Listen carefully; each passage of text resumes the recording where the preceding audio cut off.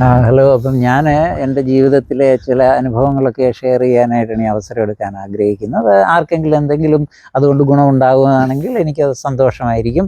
ഞാൻ ഞാൻ പഠിച്ചുകൊണ്ടിരുന്നപ്പോൾ വളരെ എൻ്റെ പപ്പ എനിക്ക് 9.5 വയസ്സപ്പോൾ മരിച്ചു പോയതാണ്. അതുകൊണ്ട് ഞങ്ങൾക്ക് അതിൻ്റേതായിട്ടുള്ള ഫിനാൻഷ്യലി ഉള്ള പ്രയാസങ്ങളൊക്കെ ഉണ്ടായിരുന്നെങ്കിൽ ഞാൻ ഒരു പഠിപ്പിസ്റ്റായിട്ടൊക്കെ ആയിരുന്നു അന്ന് അറിഞ്ഞുകൊണ്ടിരുന്നത്. എങ്കിലും മറ്റെല്ലാ ആക്ടിവിറ്റീസിനും ഞാൻ ഉണ്ടായിരുന്നു. ഞാൻ ഒത്തിരി സമയം കുത്തിയിരുന്ന് പഠിക്കുകയൊന്നുമില്ലായിരുന്നെങ്കിലും നല്ലൊരു സ്റ്റുഡൻ്റായിരുന്നു, നല്ല മാർക്കൊക്കെ ഉണ്ടായിരുന്നു. അപ്പം ഞാൻ 10th ഞാൻ Saint John's SJBHS Saint John's the Baptist high school നെടുങ്കുന്നത്തു നിന്നാണ് പാസ്സായത്. അവിടുന്ന് എനിക്ക് SB കോളേജിലാണ് അഡ്മിഷൻ കിട്ടിയത്. അപ്പോൾ അന്നത്തെ ഒരുവിധം പഠിക്കുന്ന കുട്ടികളൊക്കെ ആഗ്രഹിക്കുന്ന രീതിയിൽ ഒന്നുകിൽ മെഡിസിന് പോവുക അല്ലെങ്കിൽ എൻജിനീയറിങ്ങിന് പോവുക, അതാണ് അവരുടെ അന്നത്തെ കാലത്തുള്ള ഏക ഓപ്ഷൻ, മെയിനായിട്ടുള്ള ഓപ്ഷൻ. അപ്പം എനിക്ക് കണക്കിനോടും സയൻസിനോടും ഒക്കെ വളരെ താല്പര്യം ഉണ്ടായിരുന്നു. ഞാൻ ഫസ്റ്റ് ഗ്രൂപ്പ് എടുത്താണ്. SB കോളേജിലാണ് പഠിച്ചത്. 77 to 79 അവിടെ SB കോളേജിൽ പഠിച്ചപ്പോൾ അവിടെ കോളേജിലേക്ക് ചെന്ന് കഴിഞ്ഞപ്പോൾ ഞാനൊരു സ്വല്പം ഉഴപ്പൊക്കെ തുടങ്ങിയായിരുന്നു. എങ്കിലും ഒരുവിധം സാമാന്യം നന്നായിട്ടൊക്കെ പഠിച്ചു. അതിനുശേഷം SB കോളേജിൽ നിന്ന് എൻ്റെ 2-3 ഫ്രണ്ട്സും ഞങ്ങൾ ഒരു ജീവിതത്തിലെ ഞങ്ങളുടെ വിശ്വാസപരമായ ഒരു തിങ്കിങ് ആയിരുന്നു. അന്നത്തെ കാലത്തൊക്കെ അതൊരു കാത്തലിക് കോളേജായിരുന്നു.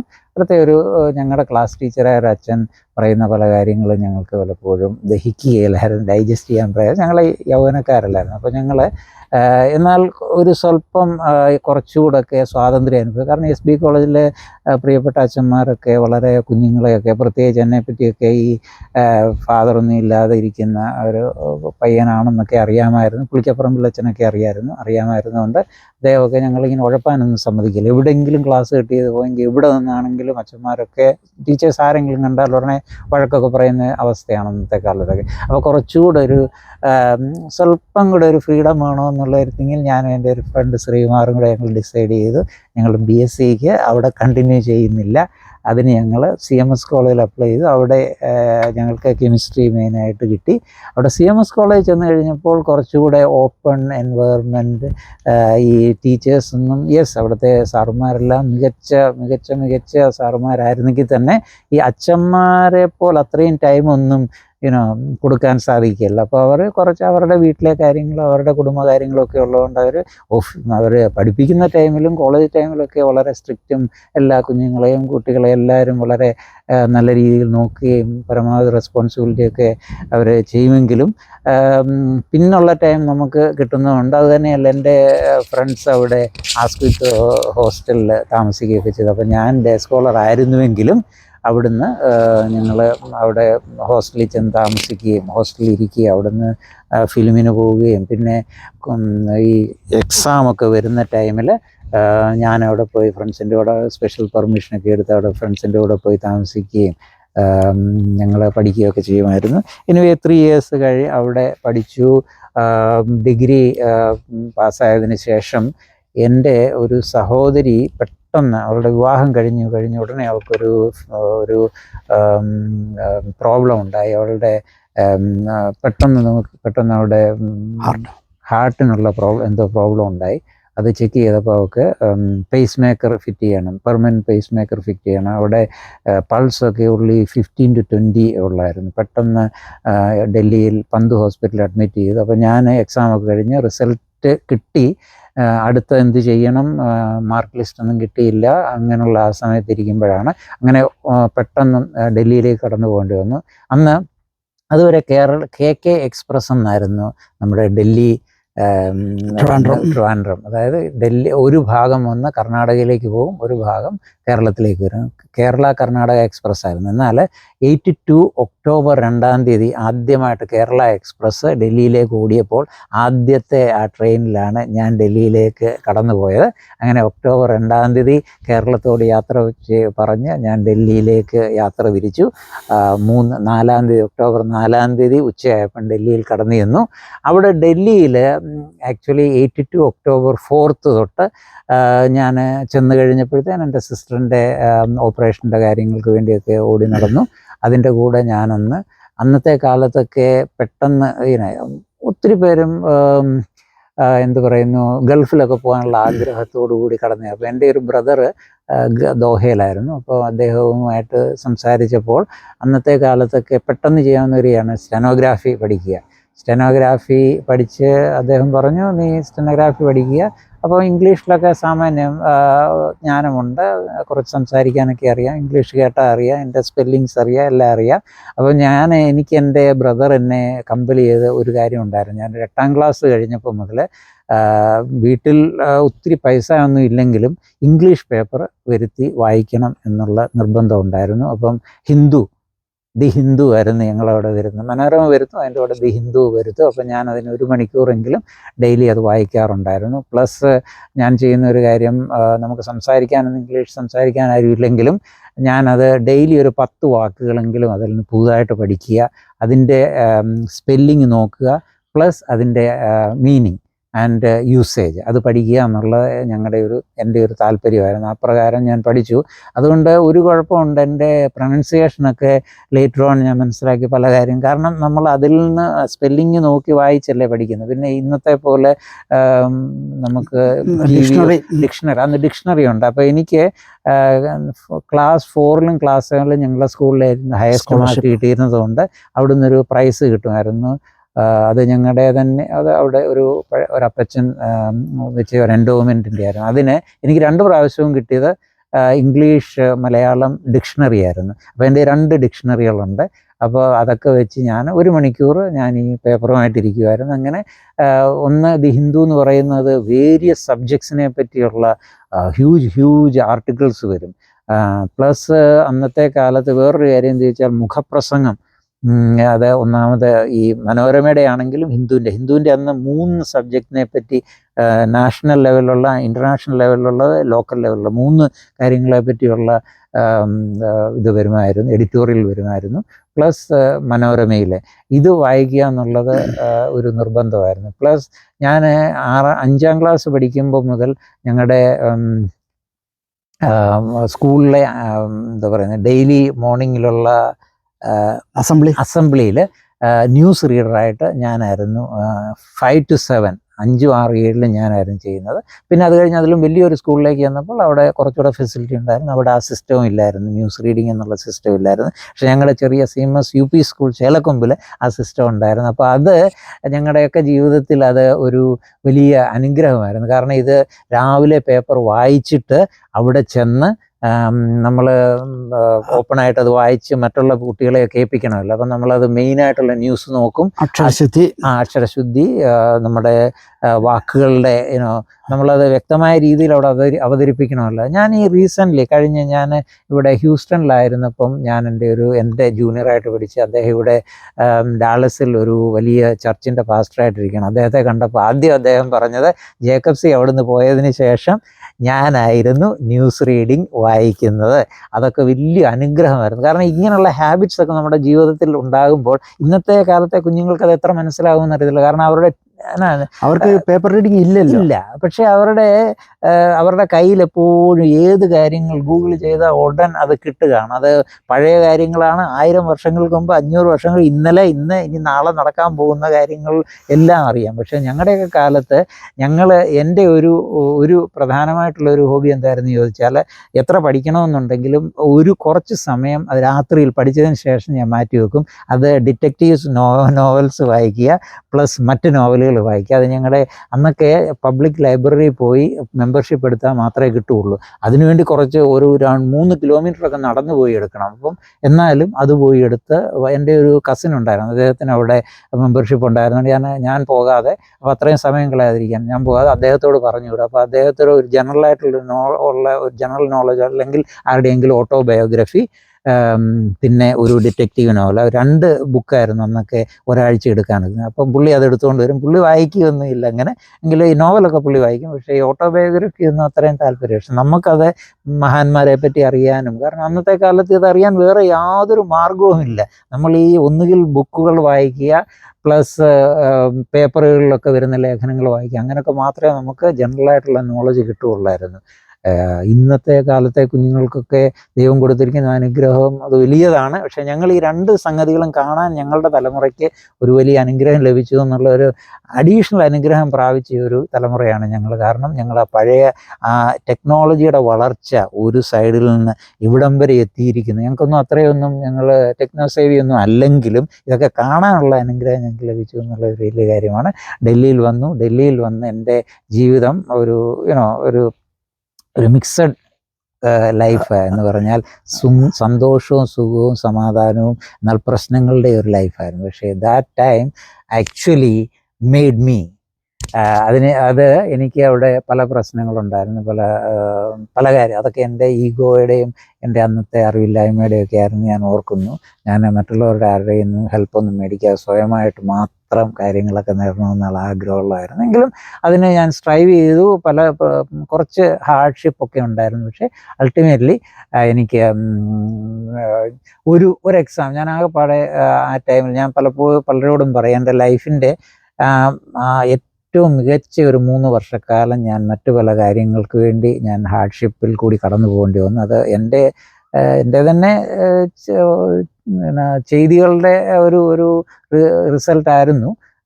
ഞാൻ ഈഗോയൊക്കെ ഒന്ന് മാറ്റി വെച്ച് ചില കാര്യങ്ങൾ ഹെൽപ്പൊക്കെ എടുത്തിരുന്നെങ്കിൽ ചിലപ്പോൾ അതിലൊക്കെ ഈസി ആയിട്ട് നടന്നേനെ. പക്ഷേ എങ്കിലും അത് ഒരു എക്സാം എനിക്ക് എഴുതാൻ സാധിച്ചുള്ളൂ. ഞാൻ ആ എക്സാം പോയി എഴുതി. SSCയുടെ ഒരു എക്സാം ആയിരുന്നു അത് ഞാൻ അന്ന് സ്റ്റേറ്റ് സർവീസ് അല്ലെങ്കിൽ നമ്മുടെ ഗവൺമെൻറ് സർവീസ് ഓപ്റ്റ് ചെയ്യുക. അതിൽ എക്സ് എന്നുള്ള ഒരു ഭാഗം അതാണ് ഓപ്റ്റ് ചെയ്തത്. അത് ആക്ച്വലി ഡൽഹി സ്റ്റേറ്റിൻ്റെ അല്ല, സെൻട്രൽ ഗവൺമെൻറ്റിൻ്റെ ആയിരുന്നു. അതിൽ ഞാൻ ഓപ്റ്റ് ചെയ്തത് ഫോറിൻ സർവീസ് ബി എന്നുള്ള ബ്രാഞ്ചിലേക്കായിരുന്നു. ദൈവകൃപയാൽ എനിക്കന്ന് എൻ്റെ ഓർമ്മ ശരിയാണെങ്കിൽ 16ാമത്തെ റാങ്കായിരുന്നു. അത് കിട്ടി. അതിൽ എനിക്ക് ഇന്ത്യൻ ഫോറിൻ സർവീസിൽ ബി ബ്രാഞ്ചിൽ ജോയിൻ ചെയ്യാൻ സാധിച്ചു. അതിനുശേഷം ലൈഫ് ദൈവത്തിൻ്റെ കൃപയാൽ 6 രാജ്യങ്ങളിൽ 7 ഇന്ത്യൻ മിഷനുകളിൽ വർക്ക് ചെയ്യാൻ സാധിച്ചു. അതിൽ US-ൽ 2 പ്രാവശ്യം എംബസി ഓഫ് ഇന്ത്യ വാഷിങ്ടണിലും കോൺസുലേറ്റ് ജനറൽ ഓഫ് ഇന്ത്യ ഹ്യൂസ്റ്റണിലും വർക്ക് ചെയ്യാൻ സാധിച്ചു. അതൊക്കെ ദൈവം ചെയ്ത വലിയ വലിയ അനുഗ്രഹമാണ്. പക്ഷേ ഇതിൻ്റെയൊക്കെ പുറകിൽ ഞങ്ങളൊക്കെ ചെറിയ കാലത്ത് ഞങ്ങൾ പഠിക്കുകയും ഞങ്ങൾ അധ്വാനിക്കുകയും ചെയ്തു. അന്നത്തെ ഇത്രയും ഫെസിലിറ്റി ഒന്നും ഇല്ലായിരുന്നെങ്കിലും ഉണ്ടായിരുന്ന ഫെസിലിറ്റിയൊക്കെ ഞങ്ങൾ പരമാവധി ഉപയോഗിച്ചുകൊണ്ടാണ് ഞങ്ങൾക്കൊക്കെ ഇങ്ങനെ പല സ്ഥലങ്ങളിൽ പല രാജ്യങ്ങളിൽ പോകുവാനും പല കൾച്ചർ കാണുവാനും ഒക്കെ ഒരു ജീവിതത്തിൽ ഒരു അനുഗ്രഹമാണെന്ന് ഞാൻ കരുതുന്നു. അതൊക്കെ തന്ന ദൈവത്തെ ഞാൻ സ്തുതിക്കുന്നു. ഇതിൻ്റെ ഇടയിൽ നമ്മുടെ ജീവിതത്തിൽ കൂടി കണ്ടുപോയ എൻ്റെ റിലേറ്റീവ്സ്, എൻ്റെ ഫ്രണ്ട്സ്, എന്നെ ഹെൽപ്പ് ചെയ്തവർ, അങ്ങനെ എല്ലാവരെയും ഞാനിപ്പോൾ ഓർക്കുകയാണ്. പ്രത്യേകിച്ച് എൻ്റെ അമ്മച്ചിയുടെ ആങ്ങളയുടെ മക്കളെ, എൻ്റെ പപ്പായുടെ ഫാമിലിയിലുള്ള പ്രിയപ്പെട്ടവർ പലരും എന്നെ പലപ്പോഴും എൻകറേജ് ചെയ്യുകയും പല ഉപദേശങ്ങൾ നൽകി തരികയൊക്കെ ചെയ്തിട്ടുണ്ട്. അവരെയൊക്കെ ഞാൻ ഓർക്കുന്നു. ദൈവം നിങ്ങളെ എല്ലാവരെയും അനുഗ്രഹിക്കട്ടെ. Thank you Babu. ഈ കോളേജ് പഠനമൊക്കെ പറഞ്ഞ സ്ഥിതിക്ക് ഈ ചങ്ങനാശ്ശേരി SB കോളേജിൽ 2 വർഷം ഡേ സ്കോളറായിരുന്നു. CMS കോളേജിലും 3 വർഷം ഡേ സ്കോളറായിരുന്നു. രാവിലത്തെ ബസ്സിന് പോകും, വൈകിട്ട് തിരിച്ചു. ഈ സമയത്ത് കോളേജിലെ എക്സ്ട്രാ കരിക്കുലർ ആക്ടിവിറ്റീസിലോ ലൈബ്രറിയിലോ ഒക്കെ പോകാൻ സമയം കിട്ടുമായിരുന്നു? ഞങ്ങൾ ചെയ്യുന്നത് രാവിലെ ഞങ്ങളുടെ ഇവിടുന്ന് 8 മണിക്കൊരു ബസ്സുണ്ട്. അപ്പോൾ ഈ സമയത്ത് ഞാൻ എൻ്റെ ഒരു ഫ്രണ്ട് വില്ലി, അത് സെന്നി അറിയുന്നയാള്, സെന്നിയുടെ ക്ലാസ്മേറ്റ് ആയിരുന്നു. അപ്പോൾ എൻ്റെ സീനിയറായിട്ട് പഠിച്ചതാണ്. ഞങ്ങൾ അവിടെ 9 എൻ്റെ ഓർമ്മ ശരിയാണെങ്കിൽ 8:45 ആകുമ്പോൾ അവിടെ ചെല്ലും. അന്ന് 10 മണിക്കേ ഉള്ളൂ ക്ലാസ്. അപ്പോൾ 8:45 ചെന്ന ഉടനെ ഞങ്ങൾ നേരെ വില്ലി ഞാനും ഞങ്ങൾ കുറച്ച് പേരുണ്ട്. ഞങ്ങൾ നേരെ അവിടുന്ന് SB കോളേജ് ചെന്ന ഉടനെ ലൈബ്രറി പോകും. ലൈബ്രറി നേരെ പോയി അവിടെ പോയി പേപ്പർ വായിക്കും. പിന്നെ വില്ലിക്കും ക്രിക്കറ്റിലൊക്കെ ഒത്തിരി ഭ്രമമുള്ള ആളായിരുന്നു. അപ്പം ഞങ്ങൾ ആ കാര്യങ്ങളൊക്കെ ഡിസ്കസ് ചെയ്യും. അവിടെ ഇരുന്ന് സംസാരിക്കാനൊന്നും ഒക്കുകയല്ലെങ്കിലും ഞങ്ങളൊരു കോർണറിൽ പോയി ഇരുന്ന് പേപ്പർ വായിക്കും, ബുക്കുകൾ വായിക്കും. പിന്നെ ഈ ഇടയ്ക്ക് ടൈം കിട്ടും. പിന്നെ ക്ലാസ്സുകളൊക്കെ ഇല്ലാത്ത സമയത്തൊക്കെ നമ്മൾ അതിന് പോകുമായിരുന്നു. SBയിൽ വെച്ച് എക്സ്ട്രാ കരിക്കുലർ ആക്ടിവിറ്റീസ് എന്ന് പറഞ്ഞാൽ മറ്റൊന്നും സമയമില്ല. ഏതെങ്കിലും കോളേജ് ഡേക്കോ വല്ലതും രാത്രിയിലെ പ്രോഗ്രാമിന് വന്നിട്ടുണ്ടോ? അവിടെ SBയിലില്ല. പക്ഷേ CMS കോളേജ് ഞങ്ങൾ കുറച്ചധികം ഇങ്ങനെയുള്ള കാര്യങ്ങളിലൊക്കെ ഏർപ്പെട്ടിട്ടുണ്ട്. 2 കോളേജിലെ കമ്പാരിസൺ ഒന്ന് ചെയ്താലേ, SB കോളേജിൽ ഒരു ഭയങ്കര ലിറ്ററസി, പുരാതന കോളേജാണ്. CMS അതിനേക്കാളും. എന്നാൽ അക്കാഡമിക് ലെവലിൽ ഒരു സ്റ്റുഡൻറ്റിന് അച്ചീവ് ചെയ്യാവുന്ന എന്തെങ്കിലും അങ്ങോട്ടും ഇങ്ങോട്ടും വ്യത്യാസമുണ്ടോ? അതോ സെയിം? രണ്ടും ഓൾമോസ്റ്റ് സെയിം ആണ്. പക്ഷെ SBയിലെ ഒരു ഗുണം എന്താണെന്ന് ചോദിച്ചാൽ അവിടെ ഈ ജീവിതം ഇതിനു വേണ്ടി അങ്ങ് സമർപ്പിച്ച അധ്യാപകരാണല്ലോ പകുതി പേരും, അച്ഛന്മാരല്ല. അവർക്ക് പിന്നെ അവരുടെ പഠിപ്പിക്കുക എന്ന് പറഞ്ഞാൽ അവർക്കൊരു ടൈം ലിമിറ്റ് ഇല്ല. അവരേത് സമയത്തും ഇതിനു വേണ്ടി ആഗ്രഹിക്കുന്നു. അപ്പൊ അവർക്ക് ചില കുഞ്ഞുങ്ങളെ പറ്റി കൺസേൺ ഉണ്ടെങ്കിൽ, ചില കുഞ്ഞുങ്ങളെ ഇഷ്ടമുണ്ടെങ്കിൽ തീർച്ചയായിട്ടും അവർക്ക് വേണ്ടി കൂടുതൽ അവരെ ഫോഴ്സ് ചെയ്യും. അവരെ പ്രത്യേകിച്ച് അവരോട് അവരെ എന്താ പറയുന്നത്, അവർക്ക് ഹെൽപ്പൊക്കെ സപ്പോർട്ട് ചെയ്യും. അപ്പോൾ അത് അങ്ങനെ ഒരു കാര്യമുണ്ട്. പക്ഷെ CMS കോളേജിലും വളരെ സെയിം ആയിരുന്നു. കാരണം അതൊക്കെ വളരെ എത്രയോ മഹാന്മാരായിട്ടുള്ള മനുഷ്യന്മാരെ പടച്ചുവിട്ട വിദ്യാലയങ്ങളാണല്ലേ. അപ്പോൾ അതിൻ്റെ തന്നെ നമ്മൾ അവിടെ രണ്ട് കോളേജുകളുടെയും എൻവയോൺമെൻറ്റിലേക്ക് ചെന്ന് കഴിയുമ്പോൾ അവിടെ ആഗ്രഹമുള്ളവർക്ക് തീർച്ചയായിട്ടും ആ അറ്റ്മോസ്ഫിയർ തന്നെ ഒരു ഇൻസ്പയറിംഗ് ആണ്. കാരണം അവിടുന്ന് തന്നെ പോയി എത്രയോ മഹാന്മാരായിട്ടുള്ള ആളുകളുണ്ട്. അപ്പൊ അവരെ പറ്റിയൊക്കെ ടീച്ചേഴ്സൊക്കെ പറയുകയൊക്കെ ചെയ്യുമ്പോൾ അത് നമുക്ക് ഫോളോ ചെയ്യാൻ പറ്റുന്ന വളർന്നു വരുന്നവർക്ക് അത് ഇൻസ്പിറേഷൻ ആയിട്ടിരിക്കും. നമ്മുടെ ഹൃദയത്തിന്റെ ഏതെങ്കിലും ഒരു കോണിൽ ഒരു ആഗ്രഹം കിടക്കും, സംതിങ് എന്നുള്ളതാണ്. അതൊക്കെ തീർച്ചയായിട്ടും ഒരു വലിയ അനുഭവമാണ്. SB കോളേജ് ഒരു മെയിൽ ഓറിയന്റഡ് കോളേജാണ്. അവിടെ ഗേൾസ് ഇല്ല, അല്ലെങ്കിൽ പോസ്റ്റ് ഗ്രാജുവേഷന് മാത്രം 5-6. എന്നാൽ CMS കോളേജ് അങ്ങനെയല്ല. കോട്ടയം ടൗണിലെ ഒരു എല്ലാ ആർഭാടവും ഉള്ള കോളേജാണ്. എന്താണ് അവിടെ ഈ രണ്ട് കോളേജ് തമ്മിലുള്ള പഠനത്തിലുള്ള വ്യത്യാസം? പഠനത്തിൽ സണ്ണി, നമ്മളൊക്കെ ആ ടൈമാണ് ആദ്യം ഓർക്കേണ്ടത്. നമ്മളെല്ലാവരും ഒരു 17 മുതൽ 24 വയസ്സ്, അല്ലെങ്കിൽ 22 വയസ്സ്, 23 വയസ്സൊക്കെയുള്ള അവസ്ഥയാണ്. അവിടെ അന്ന് നമ്മുടെ ആക്ച്വലി ലൈഫിനെ കുറിച്ചുള്ള ഒരു ആഗ്രഹങ്ങൾ, ലൈഫിനെ കുറിച്ച് നമുക്ക് വ്യക്തമായിട്ട് എയിമുള്ള വളരെ കുറച്ച് പെർസെൻറ്റേജ് ആളുകളെ ഉള്ളൂ കേട്ടോ. അതുകൊണ്ട് നമ്മൾ ഇതൊക്കെ കാണുമ്പോൾ തീർച്ചയായിട്ടും ഒരു യുവാവ് എന്ന നിലയിൽ നമുക്ക് സിനിമ കാണണം. അത് തന്നെയല്ല, അന്നത്തെ കാലത്തൊക്കെ ഇന്നത്തെ പോലെ ഈ TV ഒന്നും ഇല്ലാത്തതുകൊണ്ട് ഈ സിനിമയൊക്കെയാണ് മെയിനായിട്ട് ആളുകളെ ആകർഷിക്കുന്നത്. ഞാനിപ്പോഴും ഓർക്കുന്നു ഭരതന്റെ സിനിമ എന്നൊക്കെ, പത്മരാജന്റെയും ഭരതന്റെയും സിനിമ എന്നൊക്കെ പറഞ്ഞാല് അത് ചിന്തിക്കാനൊക്കെ. അതെ, ഞങ്ങളുടെ കെമിസ്ട്രി ബാച്ചിൽ 13 ബോയ്സ് ആയിരുന്നു ഉണ്ടായിരുന്നത്. 28 പെൺകുട്ടികളാണെന്ന് എൻ്റെ ഓർമ്മ. അതോ 30 ആയിരുന്നു, ഞാൻ എക്സാക്ട്ലി ഓർക്കുന്നില്ല. 13 ഒരു 8 പേര് ഒരുമിച്ച് എല്ലാവരും കൂടെ ക്ലാസ് കട്ട് ചെയ്ത് പോയി ഫിലിം കാണുമായിരുന്നു കേട്ടോ. പക്ഷെ ഒരു കാര്യം എന്താണെന്ന് വെച്ചാൽ, ഇത് കഴിഞ്ഞിട്ട് ഇവരെല്ലാം പോയിരുന്ന് പഠിക്കുമായിരുന്നു. ഇപ്പം ടൈം കിട്ടും അവർ ലൈബ്രറി പോകുമോ, അല്ലെങ്കിൽ ഞാൻ പറഞ്ഞില്ല ആസ്കൃത്യത്തിൽ ഞങ്ങളുടെ 2-3 ഫ്രണ്ട്സ് താമസിക്കുന്നുണ്ടായിരുന്നു. അവരുടെ റൂമുകളിൽ പോയിരുന്നു. കുഴപ്പമായിരുന്നു, പക്ഷെ പഠിക്കുകയും ചെയ്യുമായിരുന്നു. ഈ രണ്ട് കോളേജുകളിൽ എടുത്താൽ ഇന്ന് ഈ 2024 ബാബുവിനെ അറിയാവുന്ന, അല്ലെ ബാബു വിളിക്കുന്ന സ്റ്റുഡൻസ് അന്ന് ക്ലാസ്സിലുണ്ടായിരുന്ന ക്ലാസ്മേറ്റ്സ് ആയിരുന്നു ആരെങ്കിലും ഉണ്ടോ? അവരേത് ലെവൽ വരെ എത്തിയിട്ടുണ്ട്? ഞങ്ങളുടെ ആക്ച്വലി 82 കെമിസ്ട്രി ബാച്ച് എന്നും പറഞ്ഞൊരു ബാച്ച് ഞങ്ങളത് ഫോം ഉണ്ട് അല്ലേ? ഞങ്ങളുടെ ഒരു ഗ്രൂപ്പുണ്ട്. ആ ഗ്രൂപ്പിലെ ഓൾമോസ്റ്റ് ഒരു 10-15 പേര് വളരെ ആക്റ്റീവാണ്. അത് മെമ്പേഴ്സായിട്ട് പലരും ഉണ്ടെങ്കിൽ 15 പേര് ആക്റ്റീവാണ്. അതിൽ LICയിൽ നിന്ന്, SBIയിൽ നിന്ന്, ഞാനാണെങ്കിൽ മിനിസ്ട്രി ഓഫ് എക്സ്റ്റേണൽ അഫയേഴ്സിൽ നിന്ന്, പിന്നെ പലരും. എൻ്റെ ഒരു ഫ്രണ്ട്, അദ്ദേഹം ആക്ച്വലി അവിടുന്ന് BSc കഴിഞ്ഞതിന് ശേഷം അദ്ദേഹം നോർത്ത് ഈസ്റ്റിലൊക്കെ പോയി. അദ്ദേഹം അവിടുന്ന് ലണ്ടനിൽ പോയി, ഇപ്പോൾ UK പ്രൊഫസറായിട്ടിരിക്കുന്നു. Okay, doctor Billy. പിന്നെ ഒരു ഫ്രണ്ട് സൂസൻ ഇവിടെ നമ്മുടെ LAയിൽ. സൂസൻ്റെ ഹസ്ബൻഡ് ആണെങ്കിൽ PhD എടുത്തോട്ട് യൂണിവേഴ്സിറ്റിയിലാണ് വർക്ക് ചെയ്യുന്നത്. സൂസൻ മാസ്റ്റേഴ്സ് ഒക്കെ കഴിഞ്ഞ് അവിടെ LAയിൽ ഇങ്ങനെ വർക്ക് ചെയ്തുകൊണ്ടിരിക്കുന്നു. പിന്നെ ഐസക് എന്ന് പറയുന്ന കുവൈറ്റൊക്കെ കഴിഞ്ഞിട്ട് അദ്ദേഹം ഇപ്പം കാനഡയിലുണ്ട്.